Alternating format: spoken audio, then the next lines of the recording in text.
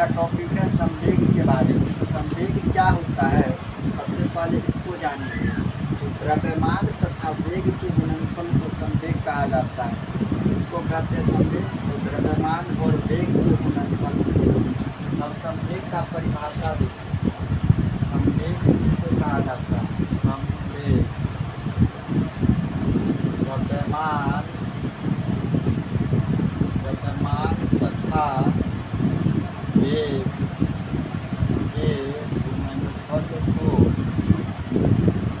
संवेग कहते हैं।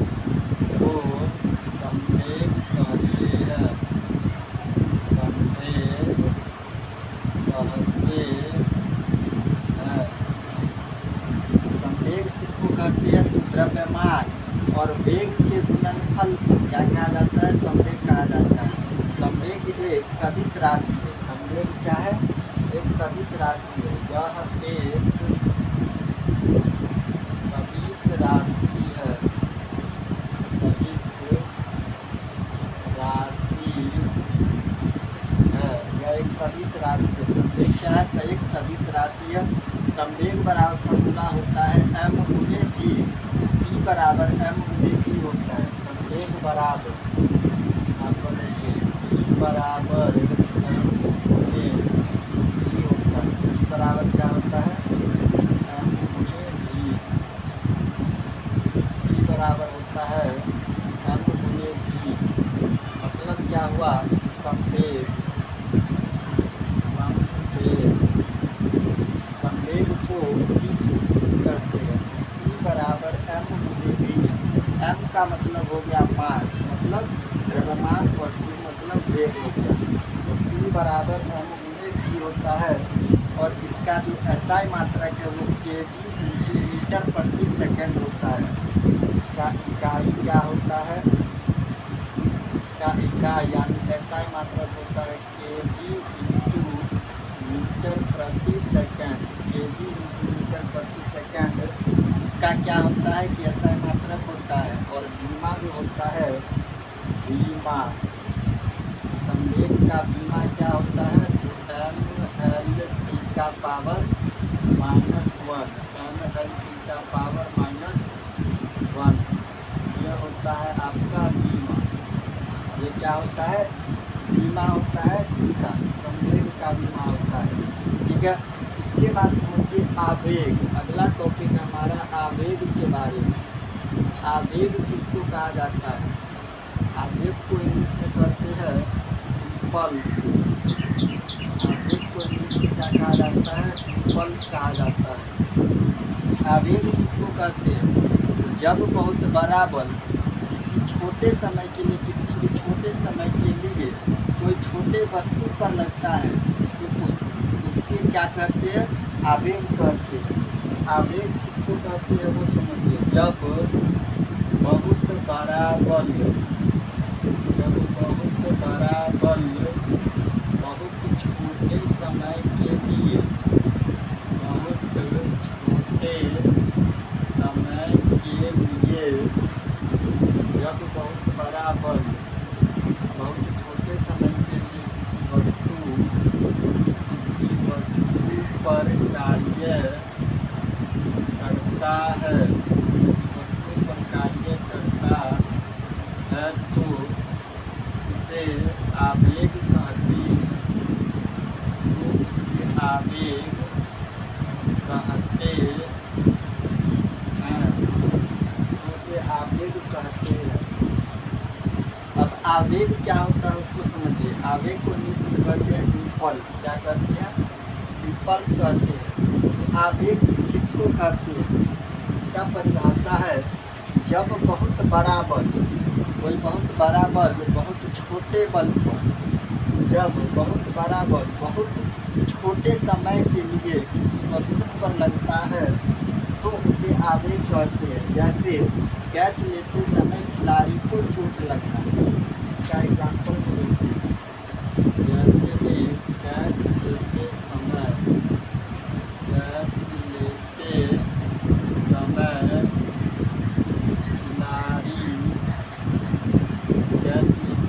खिलाड़ी को चोट लगे।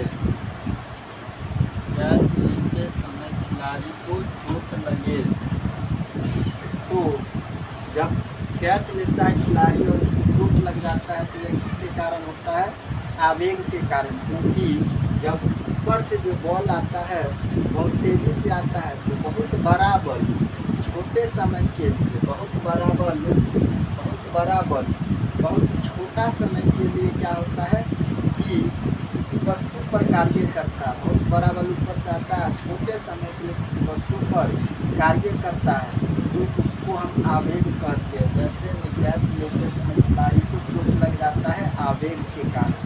ठीक है, तो इसको एक बार फिर से शुरू से समझ लीजिए। आज हम लोग पढ़ रहे हैं संवेग। संवेग को इंग्लिश में कहते हैं मोमेंटम। संवेग क्या होता है? द्रव्यमान तथा वेग के गुणनफल को संवेग कहते हैं। संवेग एक सदिश राशि है। संवेग E बराबर फॉर्मूला होता है mma/v और इसका ऐसा मात्रक होता है kg मीटर प्रति सेकंड। धीमा होता है mLT का पावर -1। ये क्या होता है? धीमा होता है। ठीक है, और आवेग को इसमें इम्पल्स करते हैं। तो जब बहुत बड़ा बल बहुत छोटे समय के लिए किसी वस्तु पर कार्य करता है तो इसे आवेग कहते हैं। जैसे कैच लेते समय खिलाड़ी को चोट लग जाता है आवेग के कारण।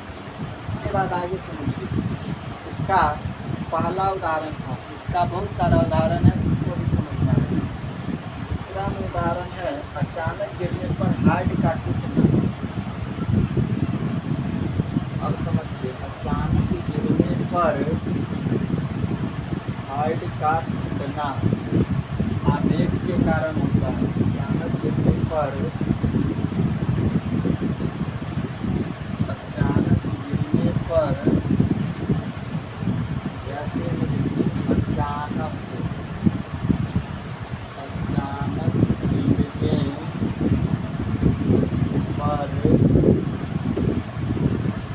हार्ट का टूटना। अचानक गिरने पर हार्ट का टूटना ये किसके कारण होता है? तो आवेग के कारण ही होता है। जब कोई मनुष्य गिरता है तो मतलब वो एकाएक गिर जाता है तो उसका जो हार्ट होता है, जो जबड़ा होता है वो टूट जाता है। तो बहुत बड़ा बल छोटे समय के लिए किसी वस्तु पर कार्य कर रहा है यहाँ पर, तो वह आवेग के कारण होता है। ठीक है, तो अचानक गिरने पर हार्ट का टूटना आवेग के कारण होता है। इसके बाद समझिए, अचानक गिरने पर हार्ट का टूटना। सर्कस में कई ईंटों को एक बार में तोड़ देना। सर्कस में कई ईंटों को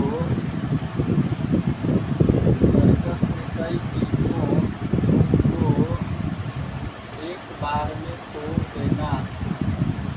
एक बार में तोड़ देना। सर्कस में कई ईंटों को एक बार में तोड़ देना ये किसके कारण होता है? ये भी आवेग के कारण ही होता है। ईंटा रखा हुआ है तो जब उस पर जो हाथ से मारता है तो बहुत बड़ा बल है, ये बहुत बड़ा बल छोटे समय के लिए किसी वस्तु पर कार्य करता है तो इसे आवेग कहते हैं। सर्कस में जो कई ईंटों को एक साथ जो तोड़ता है तो बड़ा बल छोटे वस्तु पर कुछ समय के लिए कार्य करता है तो इसे हम आवेग कहते हैं। तो ये किसके कारण होता है? आवेग के कारण होता है। ठीक है, इसके बाद समझिए अचानक ब्रेकर।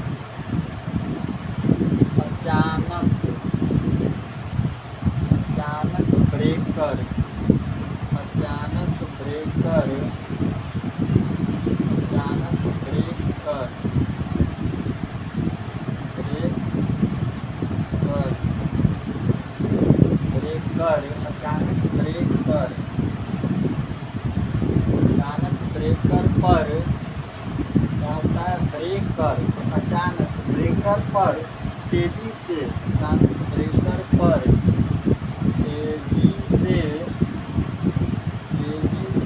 गाड़ी ले जाने पर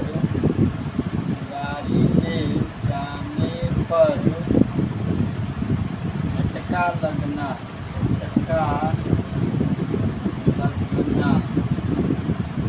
अचानक ब्रेकर पर, जो ब्रेकर होता है उस पर तेजी से गाड़ी को जब ले जाया जाता है तो उस पर झटका लगता है। किसके कारण? तो आवेग के कारण, क्योंकि बड़ा बल छोटे समय के लिए किसी वस्तु पर कार्य करता है आवेग के कारण। ये किसके कारण होता है? आवेग के कारण ही होता है। आवेग बराबर फॉर्मूला होता है बल गुने समय। आवेग का फॉर्मूला होता है बल गुने समय। आवेग बराबर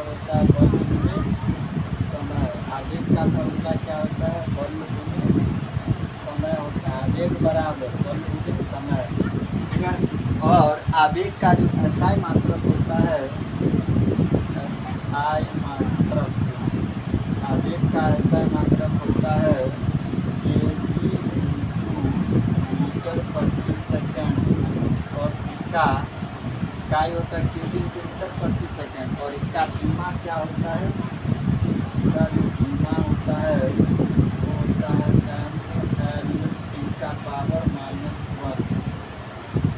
m/10⁻⁻⁻1 धीमा होता है, धीमा। जो संवेग का है एसआई मात्रक kg मीटर प्रति सेकेंड, वही इसका है आवेग का, और इसका एसआई मात्रक kg मीटर प्रति सेकेंड, और धीमा भी क्या है, समान है m/10⁻⁻1 संवेग का भी और आवेग का भी। इसके बाद यहाँ पर हमारा संवेग जो है वो टॉपिक समाप्त हो गया, ये छोटा टॉपिक था। इसके बाद जो है अगला टॉपिक जो है घर्षण के बारे में। घर्षण को इंग्लिश में कहते हैं फ्रिक्शन। घर्षण क्या होता है उसको समझना है। अगला टॉपिक हमारा घर्षण के बारे में। घर्षण को इंग्लिश में कहा जाता है फ्रिक्शन। घर्षण क्या होता है, घर्षण एक प्रकार का बल है। घर्षण क्या है, एक प्रकार का बल है।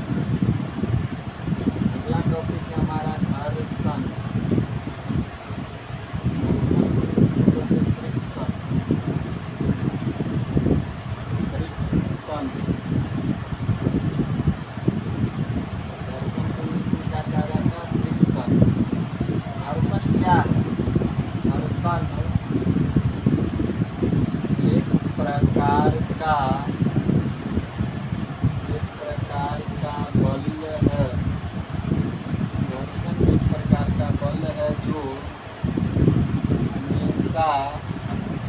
गति का विरोध करता है, गति का विरोध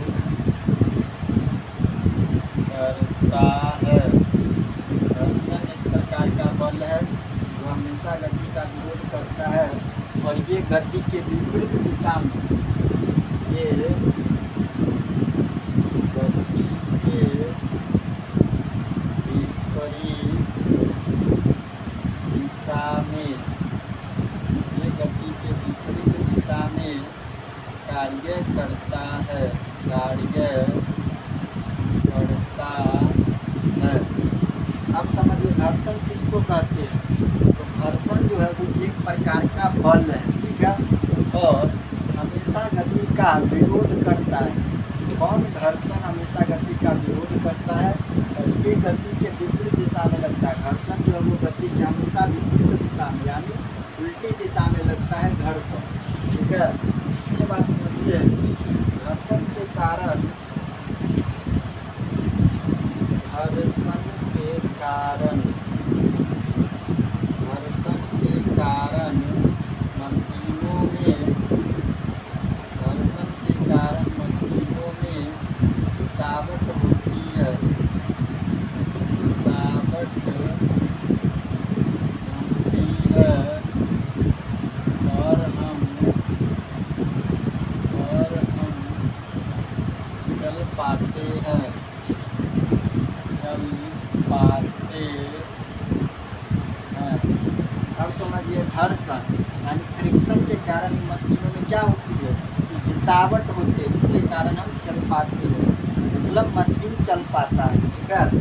इसके बाद समझिए घर्षण को कम करने के लिए कई उपाय हैं। अब समझना है घर्षण को कम करने के लिए उपाय। घर्षण को कम करने के लिए कई उपाय है, कई उपाय है। घर्षण को कम करने के लिए कई उपाय है। अब घर्षण को कम करने का उपाय क्या सब है उसको समझना है। पहला में है हमारा, पहला में सर्पी घर्षण को, सर्पी घर्षण को न्यूटनी घर्षण में, न्यूटनी घर्षण में बदल दे, बदल दे। पहला क्या है घर्षण को कम करने के उपाय में, पहला है कि सर्पी घर्षण को किसमें बदल देंगे, रोटनी होगी घर्षण में, तब जाकर के घर्षण क्या होगा कि कम होगा। ठीक है, इसके बाद समझिए सतह पर पोलिश कर दे। दूसरा में है सतह पर पोलिश कर दे। सतह पर पोलिश कर देंगे तो भी घर्षण कम हो जाएगा। ठीक है, तीसरा में हमारा वस्तु को कोई एक विशेष आकार प्रदान करे, आकार प्रदान करे। मतलब घर्षण को कम करने के लिए वस्तु को एक विशेष प्रकार का आकार दे देना है, तब जाकर के घर्षण कम हो पाएगा। ठीक है, चौथा में हमारा कि स्नेहक या लुब्रिकेंट मिला दे, स्नेहक या लुब्रिकेंट मिला दे। घर्षण को कम करने के लिए स्नेहक भी मिला सकते या फिर लुब्रिकेंट भी मिला सकते, तब जाकर के घर्षण कम हो जाएगा। इसके बाद समझिए एग्जाम्पल जैसे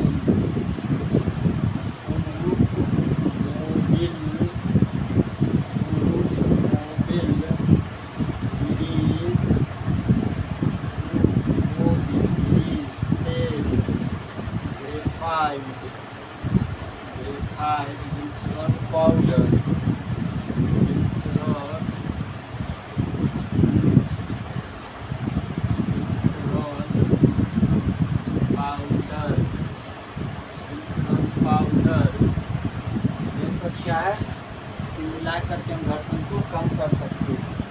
तो घर्षण समझ में आ गया आप लोगों को। घर्षण क्या है? घर्षण एक प्रकार का बल है जो हमेशा गति का विरोध करता है।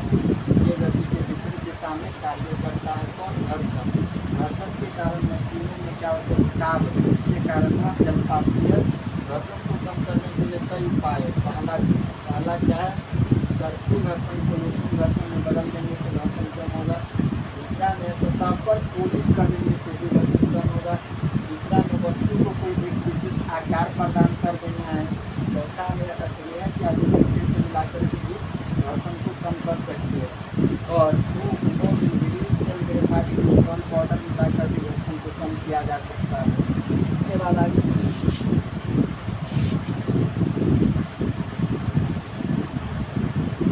घर्षण तल के क्षेत्रफल पर निर्भर नहीं करता है। घर्षण जो है तल के क्षेत्रफल पर निर्भर नहीं करता है।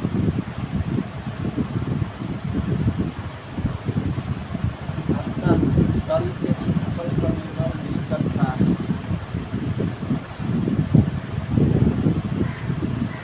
घर्षण तल के क्षेत्रफल पर निर्भर नहीं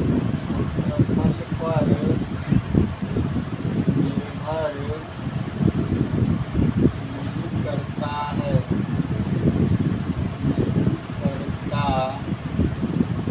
घर्षण तल के क्षेत्रफल पर निर्भर नहीं करता है, बल्कि यह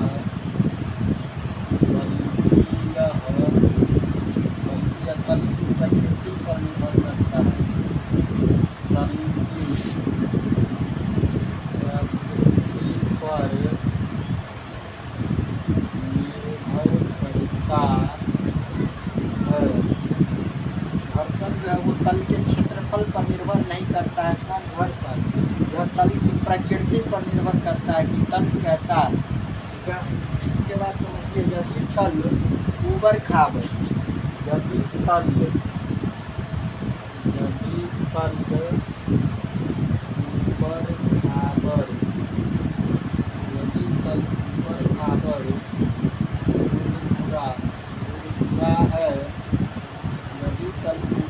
खुरदुरा है तो घर्षण अधिक लगेगा।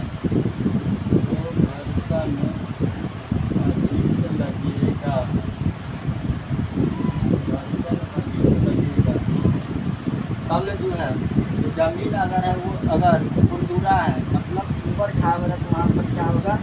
घर्षण अधिक लगेगा। ठीक है, और बर्फ पर घर्षण कम होने के कारण बर्फ पर घर्षण कम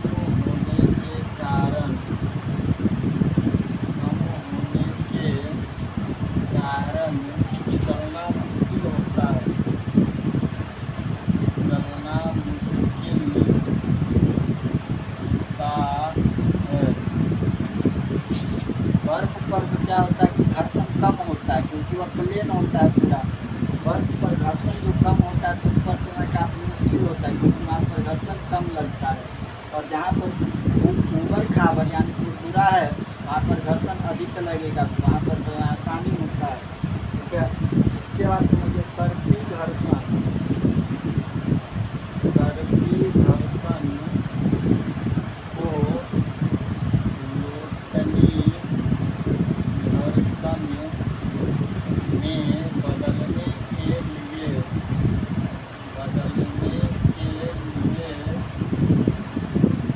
बॉल बेयरिंग का प्रयोग करते हैं। बॉल बेयरिंग का प्रयोग करते हैं,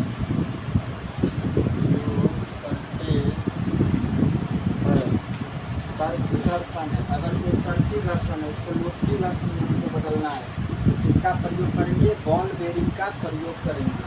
तो घर्षण जो है वो तल के क्षेत्रफल पर निर्भर नहीं करता, बल्कि यह तल की प्रकृति पर निर्भर करता है घर्षण। यदि तल ऊबड़ खाबड़ होगा तो घर्षण अधिक लगेगा और उस पर चलना आसानी होगा। और बर्फ पर घर्षण कम होता है, जिसके कारण वहाँ पर चलना मुश्किल होता है। तो सर्पी घर्षण को लोटनी घर्षण बदलने के लिए बॉल बेयरिंग का प्रयोग करते हैं। तो आज के इस वीडियो में हमने क्या पढ़ा कि संवेग क्या होता है और घर्षण क्या होता है। संवेग के बारे में भी पढ़े, आवेग भी पढ़े और घर्षण भी पढ़े। ये 3 टॉपिक आज हम इस वीडियो में पढ़ाए हैं। फिर अगले वीडियो में बताएंगे कार्य के बारे में। ठीक है, तो मिलते हैं नेक्स्ट वीडियो में। तब तक के लिए जय हिंद।